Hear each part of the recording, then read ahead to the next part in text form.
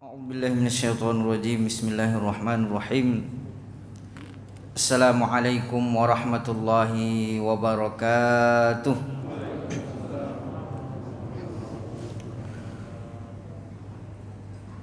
Alhamdulillahi rabbil alamin. Bi ni'matihi tatimmus shalihat wa bi fadlihi tatanazzalur rahamat wa bi karamihi tunalul barakat wa bi afwihi tubaddalus sayyiatu bil hasanat. Asyhadu an la ilaha illallah wahdahu la syarikalah wa asyhadu anna sayyidana Muhammadan abduhu wa rasuluh. Allahumma salli wa sallim ala sayyidina wa maulana Muhammadin wa ala alihi wa ashabihi wa man tabi'ahu bi ihsanin ila yaumiddin. Subhanaka la ilma lana illa ma 'allamtana innaka antal alimul hakim. Bismillahilladzi la yadurru ma'asmihi syai'un fil ardi wala fis sama' wa huwas sami'ul alim. Bismillahilladzi la yadurru ma'asmihi syai'un fil ardi wala fis sama' wa huwas sami'ul alim. Bismillahilladzi la yadurru ma'asmihi syai'un fil ardi wala fis sama' wa huwas sami'ul alim. Amma ba'd.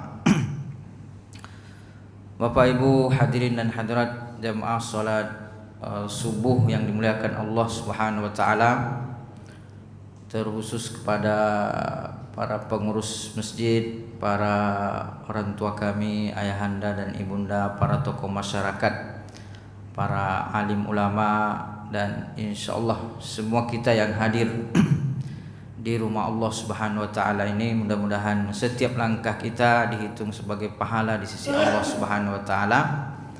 Dan juga duduknya kita di majelis ilmu ini yang merupakan, kata Nabi sallallahu alaihi wasallam, adalah bagian daripada taman-taman surga yang ada di dunia. Maka mudah-mudahan Allah Subhanahu wa taala perkenankan kita untuk mencicipi taman surga di dunia ini. Mudah-mudahan menjadi wasilah untuk kita langsung mencicipi nanti taman surga di akhirat kelak. Amin ya rabbal alamin. Pertama-tama kita bersyukur kepada Allah Subhanahu wa taala atas segala nikmat karunia yang masih terus mengalir dalam hidup kita yang tidak pernah henti. Walaupun kadang-kadang kita tidak menyadarinya, tapi Allah tidak pernah menghentikan nikmatnya.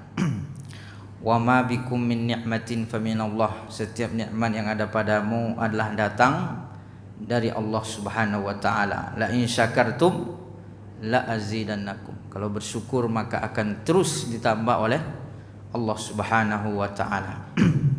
Terutama nikmat sehat, nikmat kesempatan. Apalagi di tengah kita pandemi yang masih cukup tinggi, maka rasanya sehat itu begitu berharga.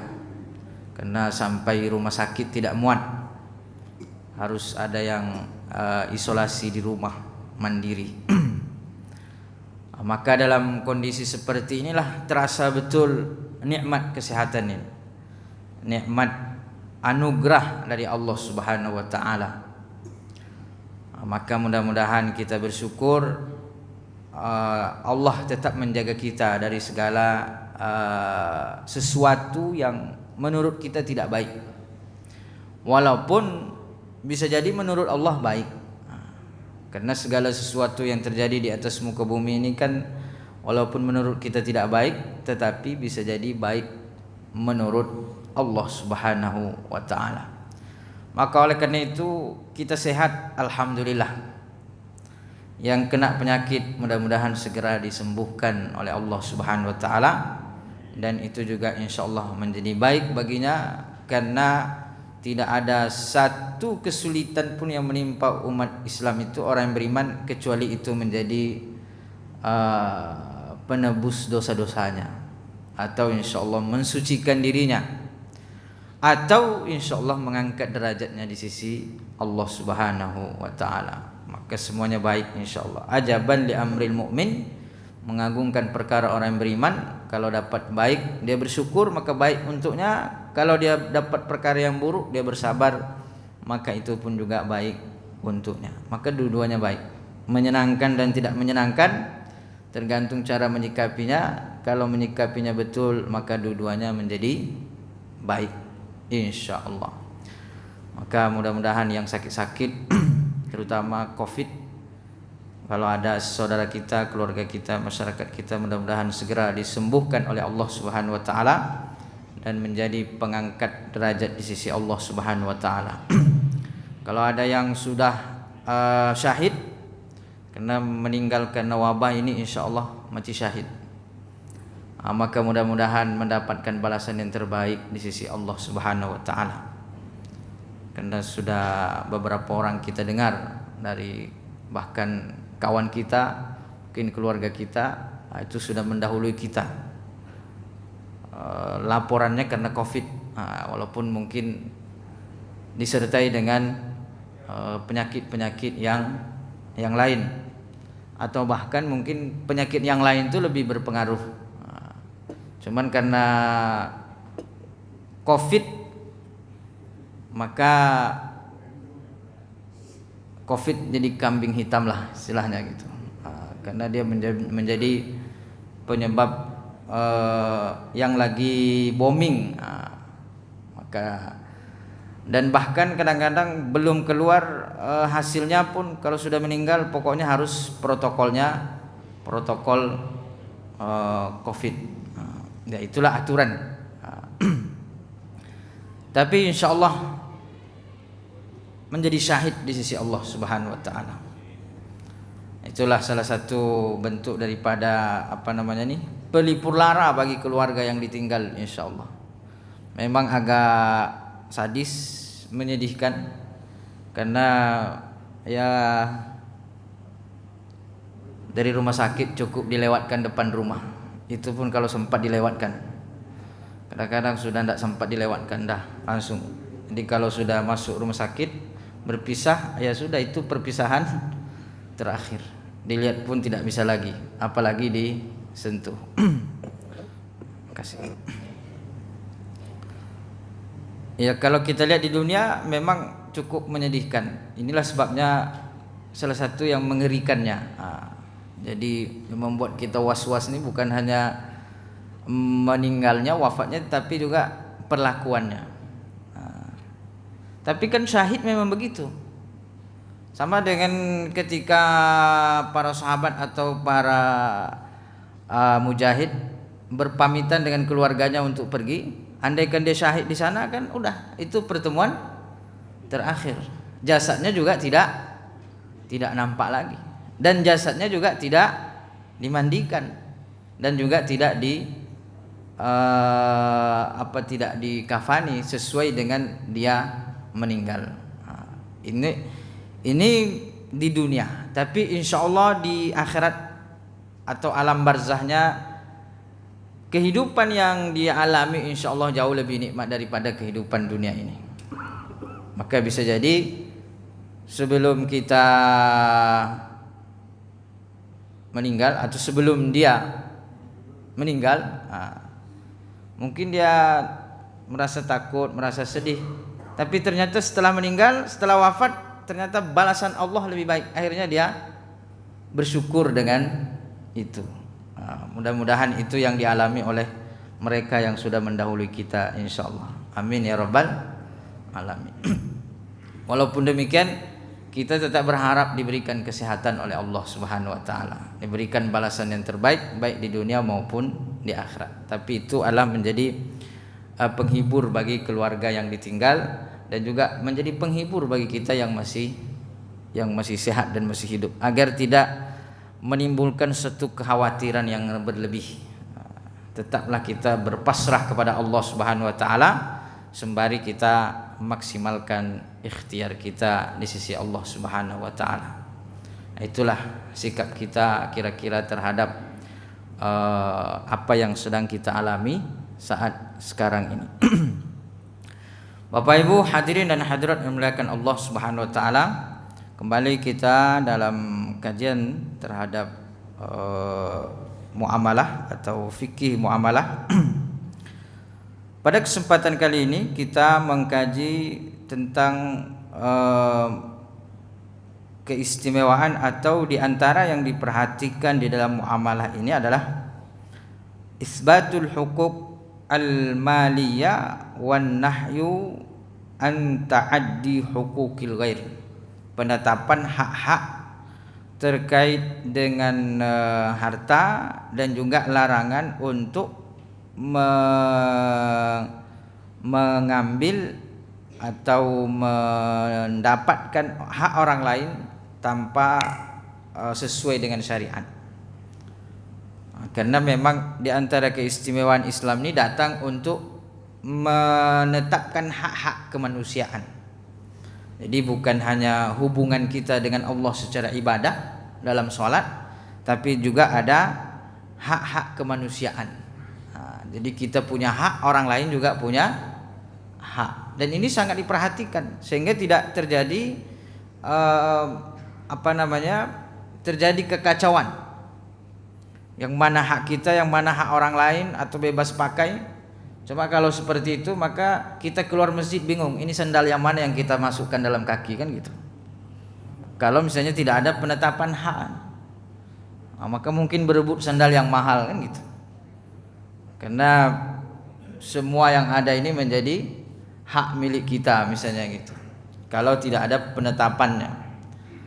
Tapi karena ada penetapan hak, Islam itu memberikan pengakuan terhadap hak kepemilikan. Karena ada juga yang mengatakan bahwa ada pendapat yang mengatakan bahwa semua yang ada di atas muka bumi ini adalah milik Allah Subhanahu wa taala. Milik Tuhan. Jadi kita tidak berhak untuk memiliki. Ini sosialisme. Jadi rakyat itu tidak punya hak untuk memiliki. Yang berhak memiliki itu siapa? Pemimpin sebagai wakil daripada Tuhan. Ini tidak diakui dalam Islam. Karena Islam ini mengakui hak kepemilikan perorangan, hak kepemilikan individu, dan juga hak kepemilikan secara bersama-sama. Bukan berarti mengingkari hak Allah Subhanahu wa taala. Memang pada hakikatnya semua yang ada di atas muka bumi ini adalah milik Allah Subhanahu wa taala. Miliknya. Kita pun miliknya juga. Makanya ketika ada yang meninggal, apa yang kita ucapkan? Inna lillahi wa inna ilaihi raji'un. Sesungguhnya kami ini adalah milik Allah dan kepadanya lah kita kembali. Berarti kalau Allah mewafatkan hambanya, berarti Allah mengambil miliknya. Maka kita tidak bisa berbuat apa-apa. Orang tua kita, anak kita, keluarga kita, orang yang kita cintai, istri, suami, itu kan bukan milik kita. Walaupun kadang-kadang ada ungkapan engkaulah milikku untuk selama-lamanya, kan gitu. Tapi ini kan ya basa-basi lah gitu. Walaupun tidak pernah basi, kan gitu. Atau selalu basi. Ini adalah sebuah ungkapan yang hanya menunjukkan bahwa kita ini adalah kepemilikan kita, kepemilikan bersifat majazi, tidak hakiki. Karena secara hakiki semua adalah milik Allah Subhanahu wa taala, secara hakikat. Kita punya uang, punya rumah, ya betul, itu disandarkan kepada kita. Dan ini diakui dalam Islam, hak kepemilikan ini diakui. Boleh. Maka kita boleh disandarkan, kitalah yang punya tanah itu, kita yang punya rumah, kita yang punya uang ini. Nah, ini diakui. Tapi kepemilikan kita ini adalah kepemilikan yang bersifat majazi, tidak hakiki. Karena kepemilikan hakiki itu adalah milik Allah Subhanahu wa taala. Tapi dalam Islam ini diakui kepemilikan majazi ini. Sehingga hak kepemilikan ini dijaga di dalam syariat. Itu tujuan daripada syariat datang. agar tidak semena-mena orang mengambil hak orang lain dengan mengatakan ini kan milik Allah, kita kan sama-sama hamba Allah, jadi saya berhak dong. Kalau sudah begitu nanti repot, kita bangun rumah orang yang menempati. Kenapa? Ini milik Allah. Maka oleh karena itu dalam Islam tidak hanya artinya dalam Islam ini kepemilikan individu secara majazi ini diakui, dan itu tujuan diantara syariat datang, sehingga tidak semena-mena orang yang kuat bisa menindas yang lemah. Ini, dan Allah memberikan pengakuan itu, huwallazi khalaqalakum ma fil ardi jami'a. Allah lah yang menciptakan untuk apa yang ada di muka bumi ini untuk kalian, yaitu untuk manusia. Berarti diperuntukkan untuk manusia secara kepemilikan individu dan secara kepemilikan bersama-sama. Ini yang pertama, penetapan hak.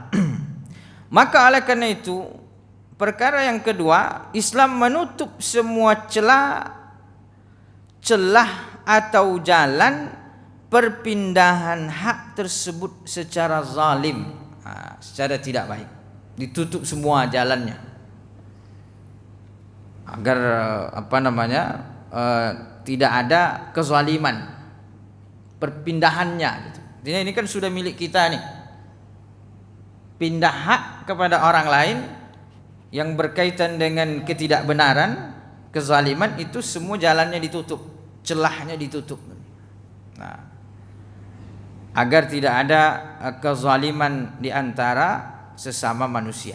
Maka oleh karena itu datanglah syariat mengatakan al-muslimu akhul muslim, orang muslim itu bersaudara. Bahkan disifati oleh Allah Subhanahu wa taala, al-muslimu man salimal muslimuna min lisanihi wa yadihi. Orang muslim itu adalah yang selamat lisannya, selamat harkat martabat orang lain dari lisannya. Ini hak juga, tapi bukan hak berkaitan dengan harta, tapi hak berkaitan dengan kehormatan. Jadi Islam juga menjaga hak berkaitan dengan kehormatan. Artinya apa? Lisan kita ini selamat dari menghina orang, merendahkan orang. Ini kan dijaga. Maka oleh karena itu tidak boleh kita menghina, merendahkan harkat martabat orang lain. Ini dijaga di dalam Islam. Jadi lisan orang muslim sesungguhnya itu adalah selamat lisannya daripada menjatuhkan atau mengambil harkat martabat orang lain. Karena kalau misalnya menuduh, memfitnah, menggunjing, ini kan sama dengan mengambil hak orang secara kehormatan, secara lisannya. Maka oleh karena itu ketika kita menggunjing orang, itu disebut dengan memakan daging saudaranya sendiri. Ayuhibbu ahadukum ayyakula lahma akhihi maita. Sukakah kalian memakan daging saudara kalian sendiri? Ini kalau menggunjing. Maka lisan al-muslimu man salimal muslimuna min lisanihi. Jadi muslim itu adalah selamat kehormatan orang lain dari lisannya. Itu muslim yang sungguhnya. Maka kalau ada muslim yang suka menjatuhkan orang lain dengan lisannya, mengambil harkat martabat orang lain, berarti dia belum muslim yang ideal, belum muslim yang sesungguhnya. Muslim juga tetapi belum sesungguhnya. Itu tadi kalau kita bicara hakiki dan majazi, mungkin muslimnya masih majazi, belum hakiki. Dan kita pingin muslim kita ini muslim hakiki gitu. Maka kalau masih senang menggunjing, senang memfitnah, senang merendahkan orang lain, berarti muslimnya adalah muslim majazi, belum hakiki. Karena Nabi SAW mengatakan al-muslimu, muslim sesungguhnya. Itu dia. Jadi muslim sesungguhnya itu lisannya selamat daripada hak orang lain. Selain daripada lisannya, lisanihi wa yadih, tangannya. Ini tangan berkaitan dengan biasanya lebih selain daripada martabat, kehormatan juga dari sisi harta. Karena biasanya yang mengambil harta orang lain itu adalah dengan tangan, walaupun tidak mesti dengan tangan. Kalau sekarang sudah tidak harus dengan tangan, tapi tetap wasilah tangan. Tapi kalau dulu kan manual ya, menjegal di jalan, dirampok, itu jelas dengan tangannya. Tapi hari ini walaupun dia tangannya sudah puntung, tetap bisa mengambil harta orang. Kenapa begitu? Tinggal transfer, masukkan ke rekening. Jadi sudah mudah hari ini untuk mengambil hak orang lain, jalannya sudah banyak. Ada cleaning service itu sampai miliaran isi rekeningnya. Ini cleaning service di mana ini? Yang pasti tidak di rumah kita ya. Ini cleaning service di Kejaksaan Agung. Itu sampai miliaran kan gitu. Bukan merendahkan cleaning service, bisa jadi cleaning service ini punya usaha kan gitu. Punya usaha yang luar biasa. Karena ada orang yang merendah, tawadhu gitu. Punya harta yang banyak tapi dia mau menjadi cleaning service. Siapa di antaranya? Ya cleaning service masjid. Banyak cleaning service masjid ini dia menyapu-nyapu di masjid tapi ternyata asetnya miliaran. Dan Masjid Al-Furqan kan juga begitu insyaallah. Ini orang-orang yang berkhidmat di Masjid Al-Furqan ini, kalau kita lihat ternyata orang-orang yang punya kehebatan ekonomi. Jadi tawaduk kepada Allah Subhanahu wa taala. Tidak mengharap apa-apa, memang mengharap ridho dari Allah Subhanahu wa taala. Dan itu ada dalam kehidupan kita. Di Masjidil Haram dia kerjanya menyusun sendal orang. Tahulah kita cleaning service Masjidil Haram kan. Tapi menjadi cleaning service Masjidil Haram ini dahsyat kalau ikhlas ya. Itu ada orang yang pernah dengan kawan bercerita, dia datang ke Masjidil Haram ini murni hanya untuk membersihkan Masjidil Haram. Asetnya miliaran. Jadi dia datang ke Masjidil Haram ini murni hanya ingin membersihkan masjid, ingin ikut mendapatkan pahala yang besar. Karena Masjidil Haram ini adalah masjid yang paling mulia di atas muka bumi. Nah, dia sudah punya harta miliaran. Kenapa dia mendaftar sebagai cleaning service? Ingin mendapatkan kemuliaan membersihkan masjid yang paling mulia di atas muka bumi. Nah, tentu kalau sudah menjadi cleaning service di sana, sholatnya tiap hari kan gitu. Nah, jadi tidak merendahkan itu. Tapi kalau ada istilahnya memperhitungkan dari segi masukannya, pekerjaannya hanya itu, artinya kan ini menjadi janggal. Dan ternyata ini ada di instansi pemerintahan. Nah, dan ternyata memang ada jaksa agung yang kena kan begitu. Itu Pinangki. Ketika dia disidang pakai jilbab. Dulu dia tidak pernah pakai jilbab. Ini kan juga termasuk memburukkan citra Islam. Cuman seolah-olah kalau sudah kena ini pakai jilbab biar nampaknya ya mungkin orang bisa ini berarti tuduhan karena dia orang soleha kan itu. Tapi ya begitulah kondisi kita. Islam itu hanya dipakai untuk sebagai pencitraan saja. Kalau sudah kena baru dia dulu tidak ada. Kalau kita lihat foto-fotonya kan tidak ada pakai jilbab. Tapi pas di sidang dia pakai jilbab.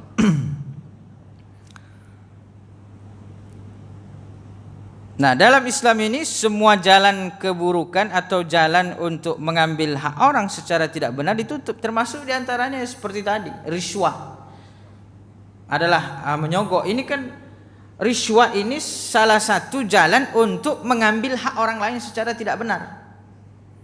Dalam pengadilan ya kalau hakim atau jaksa seperti tadi sudah disogok, ya tentu dia bisa memenangkan walaupun pada hakikatnya dia salah. Karena dapat duitnya tadi, dapat sogokannya. Kan ini berbahaya. Maka dalam Islam itu semua jalan yang menuju kepada kezaliman atau mengambil hak orang lain secara tidak benar, jalan itu ditutup dengan baik. Maka kata Nabi sallallahu alaihi wasallam, ar-rashi wal murtashi dakhalan nar. Yang menyogok dan disogok itu sama-sama telah memesan kaplingan di neraka. Ini kan luar biasa. Kalau orang takut api neraka, insya Allah dia perhatian dengan ini. Repotnya kalau orang sudah tidak takut dengan api neraka kan gitu. Nah, ini tidak berfaedah ancaman ini kan gitu. Nah, tapi kalau orang dia masih takut dengan neraka, maka ancaman ini sangat berfaedah. Karena bayangkan panasnya siksa api neraka. Api yang ada di dunia ini saja, coba kita masuk itu gosong api di dunia ini. Padahal api di dunia ini baru percikan daripada api. Itu baru percikan dari api neraka. Bagaimana panasnya api neraka. Maka orang kalau mau disogok atau mau menyogok, coba masuk dulu ke dalam api itu. Itu belum seberapa. Dan Nabi SAW mengatakan ar-rashi wal murtashi, yang menyogok dan disogok. Ini luar biasa ditutupnya. Bukan hanya yang menyogok yang menjadi penyebab daripada hak orang lain menjadi hilang, tetapi juga si penerimanya, dua-duanya. Maka itu luar biasa ditutup agar yang mau memberi menjadi terhalang dan yang mau menerima juga menjadi terhalang. Yang memberi dan menerima sama-sama nanti satu tempat di neraka tempatnya. Sama-sama nih. Maka itu jalan yang bisa menyebabkan kepada mengambil hak orang lain. Maka segala jalan atau celah yang dapat menyebabkan hilangnya hak orang lain itu ditutup dengan sebaik-baiknya. Tidak ada jalan menuju ke sana. Bisa mengambil hak orang lain, maka ditetapkanlah pengadilan misalnya.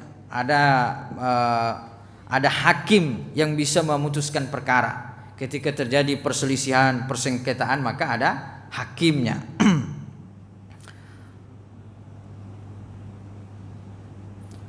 Kemudian yang ketiga, Bapak Ibu yang dimuliakan Allah Subhanahu wa taala, adalah menetapkan hukuman di dunia.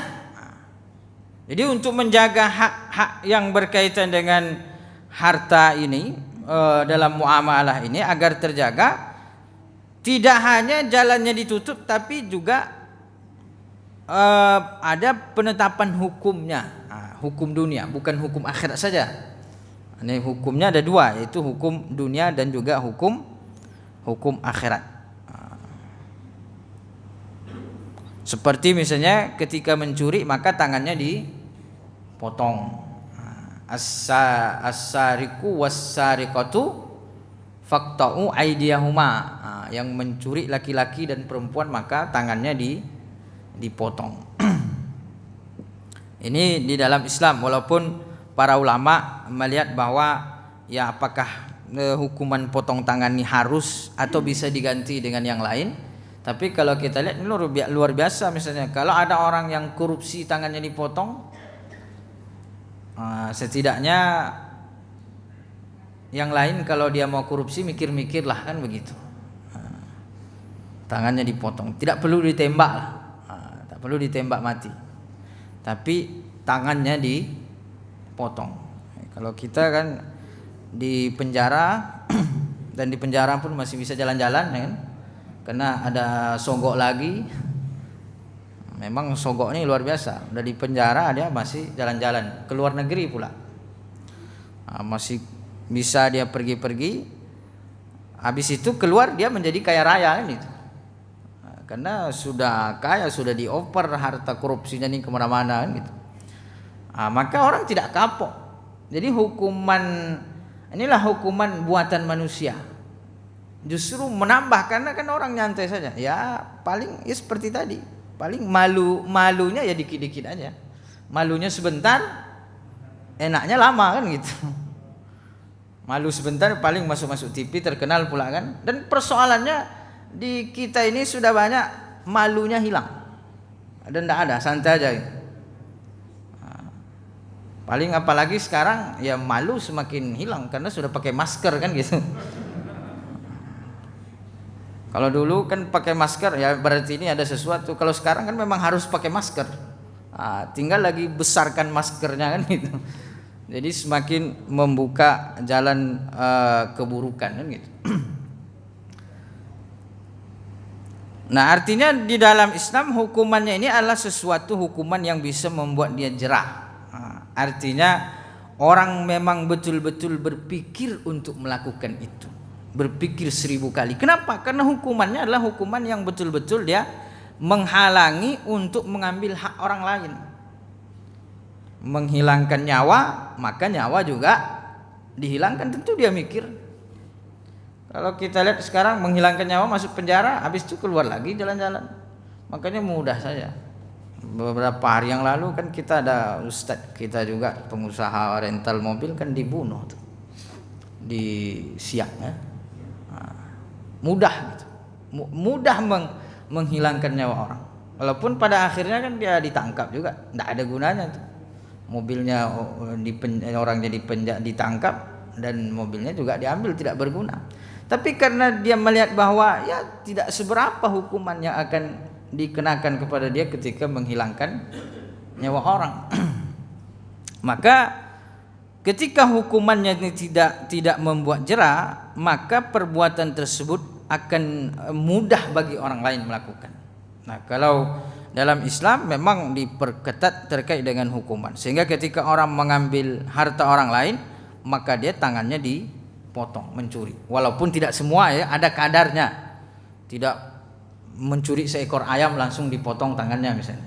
Tidak juga, tapi ada nisabnya, ada batasannya. Misalnya dia 1 gram emas misalnya, paling tidak. Artinya ketika dia mencuri, kalau orang mencuri seekor ayam kan ini kan kemungkinan dia bukan untuk memperkaya, tapi ini kemungkinannya adalah karena kelaparan kan itu.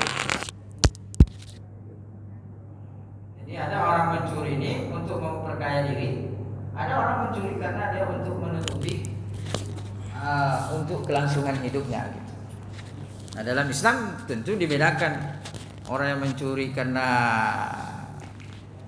kelaparan dan orang yang mencuri karena untuk memperkaya diri. Kadang-kadang terbalik, orang mencuri karena kelaparan, seorang ibu mencuri ubi di kebun anaknya kan gitu. Hanya dituntut dan masuk penjara. Itu bukan hanya anaknya yang durhaka, tapi hakimnya juga hakim durhaka yang memutuskan. Makanya dalam Islam tuh hakim ini karena dia memutuskan hak-hak orang lain, maka Allah Subhanahu wa taala memberikan wanti-wanti. Nabi SAW memberikan wanti-wanti kepada hakim bahwa seorang hakim ini 1 kakinya di surga, 1 kakinya di neraka. Itu memang sudah sudah 2 gitu tempatnya. Kalau aktivitas yang lain kan tidak begitu ya. Kalau pedagang justru diiming-imingi oleh Allah Subhanahu wa taala. At-tajirus shadiq ma'i fil jannah. Pedagang yang jujur bersama denganku di surga kan enak. Coba kalau hakim 1 kakinya di neraka, 1 kakinya di surga kan. Memang sudah awal. Oleh karena itu berat nih menjadi hakim. Banyak kawan-kawan yang mendaftar sebagai hakim dulu, itu melangkah masuk apa enggak nih, mikir-mikir gitu. Maka seorang Imam Abu Hanifah saja ditawari menjadi hakim, beliau tidak menerimanya. Padahal Imam Abu Hanifah tidak menerima beliau. Kenapa? Ya kekhawatiran tadi. Nah, tapi kalau kita punya kemampuan dan punya niat yang baik untuk menegakkan keadilan, harus kita terima kena niat. Tapi kalau kira-kira lemah, tidak kuat melihat kertas-kertas yang menumpuk, itu sebabnya tidak masuk kan gitu. Tentu setiap manusia bisa mempertimbangkan dirinya masing-masing. Ada yang kuat, dia kuat secara secara fisik dan kuat secara pendirian. Kalau merasa seperti itu, silahkanlah. Sama dengan masuk anggota DPR, masuk mengambil jabatan-jabatan ini kan, kalau dia merasa kuat ya silahkan, kalau untuk menegakkan keadilan bahkan itu harus. Tapi kita harus mengukur diri. Kalau memang kira-kira kita rusak masuk ke dalam itu, tidak bisa punya pendirian yang teguh, maka sebaiknya menghindar, karena itu bisa membahayakan diri kita sendiri. Nah, maka oleh karena itu Islam sangat memperhatikan nih. Bahkan hakim nih jangankan riswah, jangankan sogok, menerima hadiah saja tidak boleh. Kalau ada hakim nih misalnya bulan Ramadan atau Idul Fitri misalnya, kita kasih hadiah ini, tidak boleh dia terima tuh. Maka Bapak Ibu kalau punya kawan hakim jangan kasih hadiah, walaupun tidak ada perkara, karena itu bisa menjadi berpengaruh nanti ketika kita ada perkara. Makanya ada sebagian ulama mengatakan bahwa hakim ini walaupun dia tidak mengurusi perkara dengan orang tersebut, tetap dia tidak boleh menerima hadiah dari orang tersebut. Kenapa? Khawatir nanti ketika dia punya perkara itu berefek hadiah.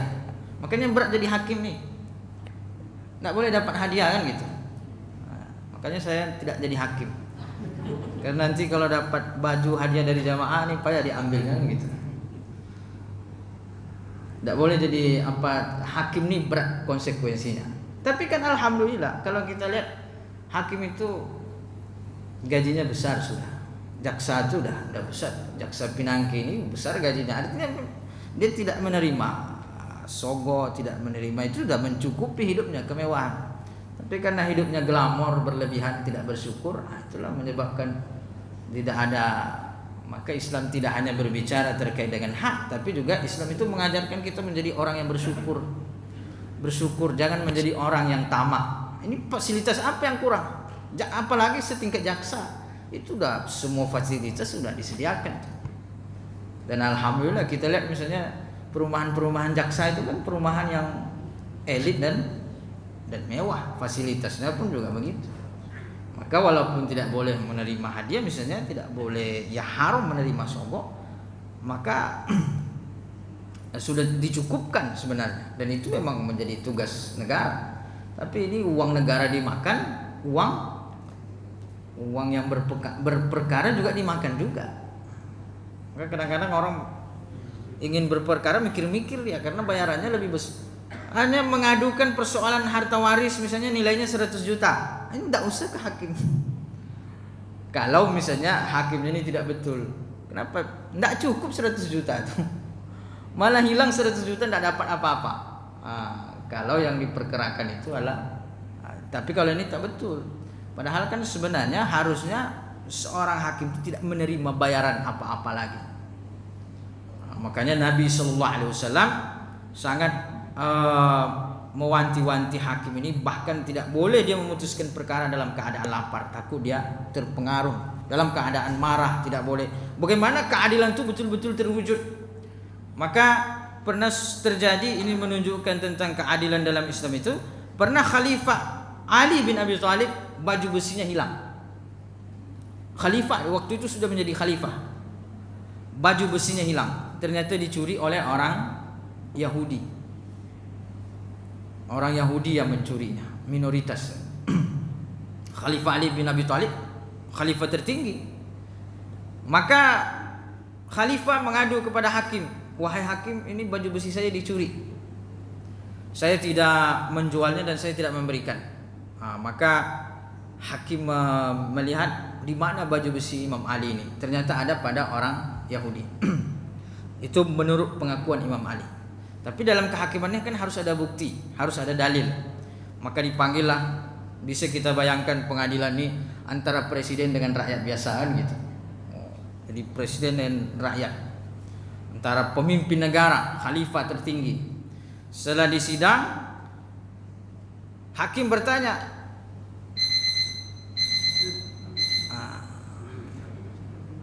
kata Imam Ali, kata khalifah, ini baju besinya. Kata orang Yahudi ini baju besi di tangan saya, milik saya. Kalau beliau mengaku punya dia, datangkan bukti. Dalam pengadilan kan kita harus ada bukti. Siapa yang punya bukti, maka dialah yang menang. Karena hakim ini tidak tahu hakikatnya. Maka oleh karena itu Nabi sendiri mengatakan, saya manusia biasa. Kalian datang kepadaku mengadu terhadap suatu hal dan masing-masing mendatangkan dalil dan bukti. Maka kata Nabi sallallahu alaihi wasallam, bisa jadi yang salah ini karena buktinya bagus, dalilnya bagus, dia lebih hebat bicara, pengacaranya hebat-hebat, sudah dibayar mahal misalnya gitu. Maka dia dari segi bukti dia bisa lebih bagus, sehingga aku menangkan dia padahal dia salah. Jadi bisa kalau dalam pengadilan ini mana yang punya bukti kuat. Maka kata Nabi sallallahu alaihi wasallam, setiap yang kuputuskan hendaklah kalian melihat, karena kalau dia ada hak saudaranya yang kuputuskan untuk dia, maka kata Nabi sallallahu alaihi wasallam, sungguh aku telah mendatangkan baginya api neraka untuknya di akhirat. Jadi aku ambilkan qit'ah minan nar, potongan api neraka dari neraka untuk dia. Kalau seorang hakim ini memutuskan, maka oleh karena itu bukan hanya dari segi hakimnya, tapi kita, walaupun mungkin kita berpengadilan dan kita sudah menang, tapi ternyata kita ini karena dalil kita bagus padahal kita salah, maka berarti hakim itu telah memberikan kita potongan api neraka dari neraka. Maka tapi hakim yang penting niatnya dulu, apa buktinya.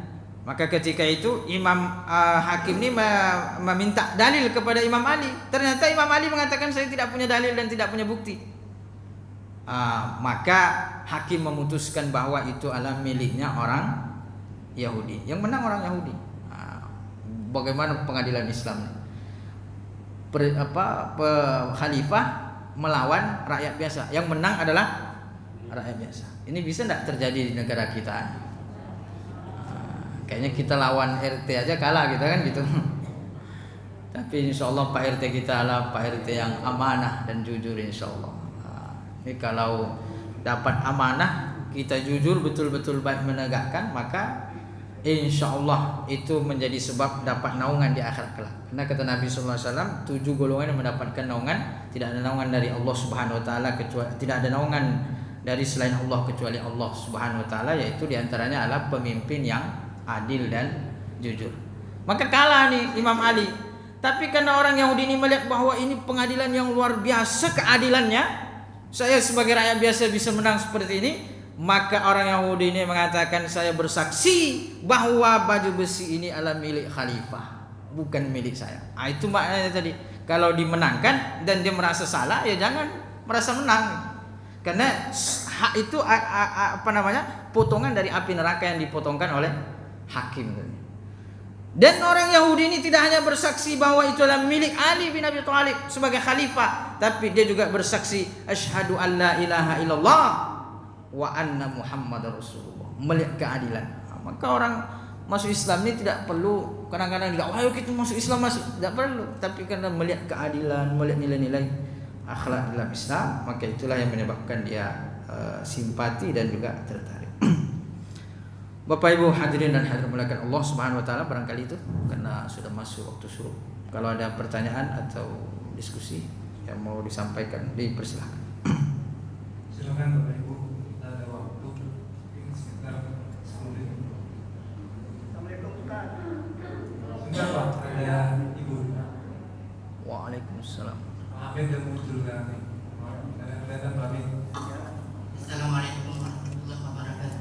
Waalaikumsalam warahmatullahi wabarakatuh. Yang menyogok dan si penyogok dan masuk neraka. Andai kata begini Pak Ustaz, perbuatan itu diniatkan oleh orang itu untuk menyogok. Setelah itu yang perkara yang disogok itu tidak berhasil dan barang yang penyogok tadi tidak kembali. Bagaimana perbuatan orang yang menyogok? Terima kasih Pak Ustaz. Assalamualaikum warahmatullahi wabarakatuh. Waalaikumsalam warahmatullahi wabarakatuh. Rugi 2 kali berarti ya Bu. Udah menyogok berarti dibohongi sama hakimnya itu. Calonnya tidak betul tuh berarti. Apakah perbuatan si penyogok tadi tergolong dalam membuat kafir di neraka? Si penyogoknya tadi apakah termasuk golongan yang membuat kafir di neraka? Terima kasih.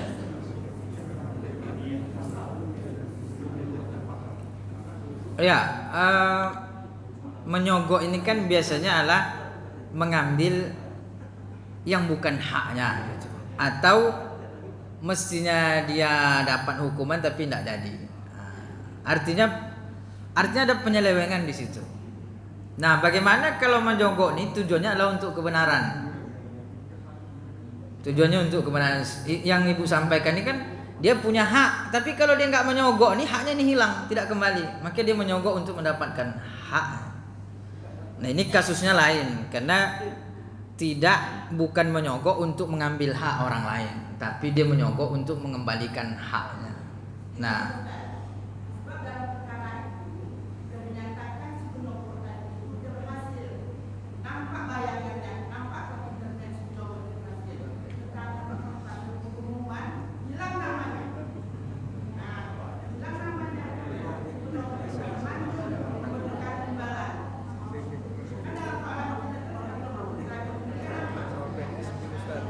ya, paham. Artinya dia menyogok untuk mendapatkan haknya, bukan untuk mengambil hak orang lain. Memang ini kan konteks ar-rashi wal murtashi, menyogok dan disogok itu kan adalah untuk menghilangkan hak orang lain atau mengambil hak orang lain. Itu maksudnya. Tapi kalau ada hak kita di tangan orang lain, untuk mendapatkan hak kita itu terpaksa kita membayar. Ini boleh, dibolehkan dalam syariat. Yang berdosa bukan kita yang memberi, yang menerima itu yang berdosa. Kita karena itu punya hak kita, maka boleh kita bayar untuk mendapatkan hak kita itu.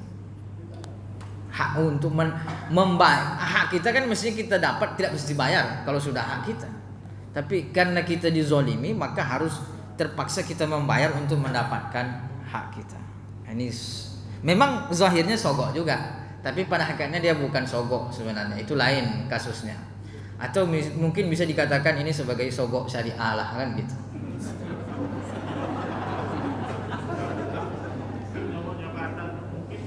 Maksudnya sogok sesuai dengan syariah, tidak bertentangan, itu boleh pun, tidak apa-apa. Kalau jabatan Ustaz, mungkin diiming-imingi jabatan disogok, tapi faedah tidak dapat jabatan tersebut. Gimana jawabnya tadi?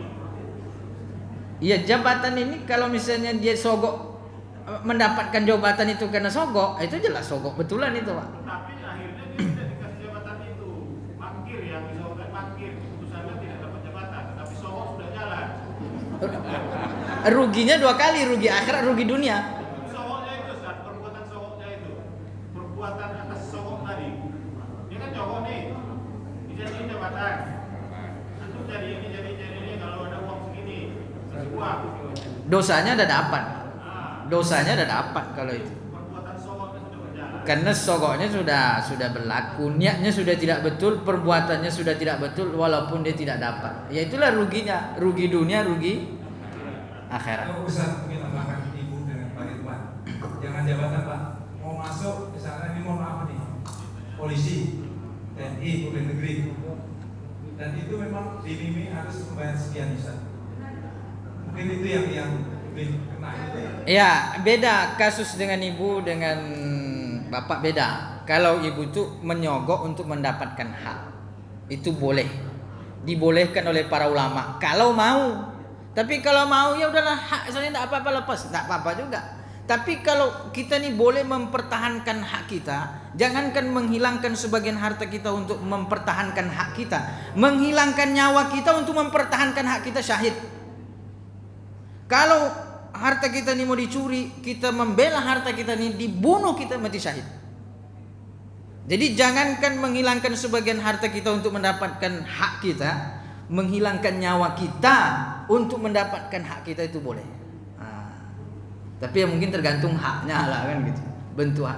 Jadi membayar untuk mendapatkan hak itu boleh, itu yang penting. Tapi memang sudah haknya, misalnya dia tes pegawai negeri, dia sudah lulus nih, tapi tiba-tiba hilang namanya, berarti kan itu haknya tuh.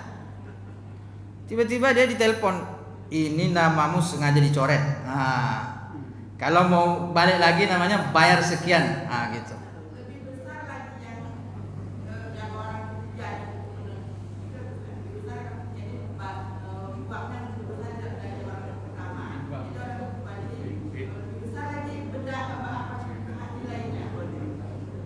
Iya, jadi intinya tadi dia membayar hak-haknya. Jadi bukan membayar bukan untuk menghilangkan hak orang lain, tapi membayar untuk mendapatkan haknya. Kalau yang tadi jabatan itu bukan haknya, cuman karena dia bayar jabatan tuh dapat walaupun tidak dapat nanti. Nah, kalau dapat alhamdulillah, enggak alhamdulillah karena sogok kan gitu. Inna lillahi wa inna ilaihi rajiun kan gitu. Ya misalnya dia sudah sogok dapat jabatan, ya mungkin lisannya alhamdulillah tapi pada hakikatnya innalillahi wa inna ilaihi rajiun gitu. Nah, itulah dia bayar tapi mendapat, itulah kata Nabi SAW telah dipotongkan dari api neraka untuknya gitu. Karena bukan haknya. Itu makna diambilkan kit'ah potongan api neraka untuknya di dunia ketika diputuskan sesuatu itu bukan haknya. Karena dia tahu bahwa itu bukan haknya. Itu kasusnya tuh. Walaupun nanti tidak dapat itu. Jadi dua-duanya dia rugi di dunia, rugi di akhirat. Dosanya ada dapat, enaknya tidak dapat. Nah, jadi kasusnya beda.